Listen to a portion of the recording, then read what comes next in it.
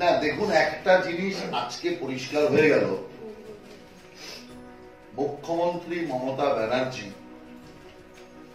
7 বছরও রাজ্যের আইন শৃঙ্খলা ব্যবস্থা ঠিক করতে পারে। কারণ সরকারের গোয়েন্দা রিপোর্ট যেটা, তাতে আইন শৃঙ্খলার অবনতি হয়ে যাবে, রসাতলে বাংলা চলে যাবে যদি রথযাত্রা হয়। বাংলা রসাতলে যাবে কিনা জানি না, তৃণমূল রসাতলে যেত, এটা তো একদম ঠিক।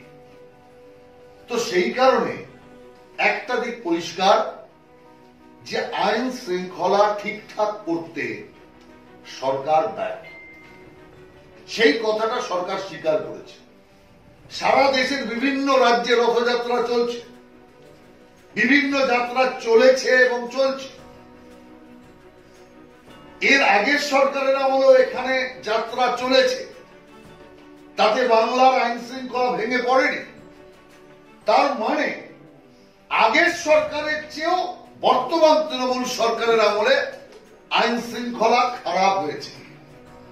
যিনি সাম্প্রদায়িক সৌহার্দ্যের কথা বলেন, তারই সরকারের রিপোর্ট বলছে সাম্প্রদায়িকতা এখানে বেড়ে গিয়েছে, যার জন্য সাম্প্রদায়িক সম্প্রীতি নষ্ট হতে পারে।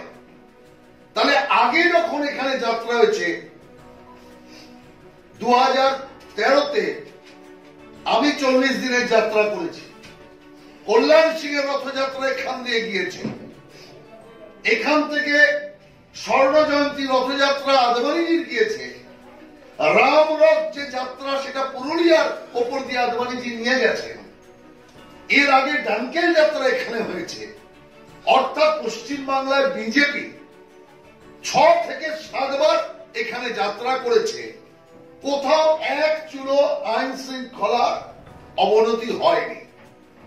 তার মানে মমতা ব্যানার্জির আমলে আইন শৃঙ্খলা ভেঙে পড়েছে, তার জন্য দায়ী রাজ্যের মুখ্যমন্ত্রী।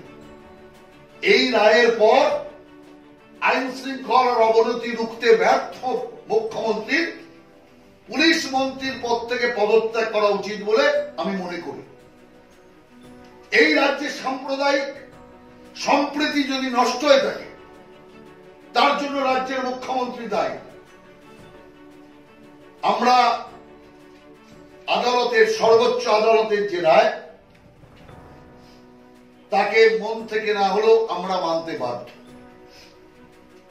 কিন্তু এটাও পরিষ্কার বলে দিই যে রথযাত্রা বন্ধ করে মমতা ব্যানার্জি যদি মনে করে যে গণতন্ত্রের কণ্ঠরোধ উনি করেই যাবেন, সেটা হবার নয়। আমি মনে করি রাজ্য সরকারের এই কর্মকাণ্ড বিনাশকালে বিপরীত বুদ্ধির সামিল। বাংলার মানুষ এটা ভালো চোখে নেবে না যে একটা রাজনৈতিক কর্মকাণ্ডকে যেন তেন প্রকারে আটকানোর যে প্রচেষ্টা, এর সংকীর্ণ রাজনৈতিক উদ্দেশ্যে সরকারকে পুরোপুরি ব্যবহার করা, এ অত্যন্ত নিন্দনীয় অধ্যায়।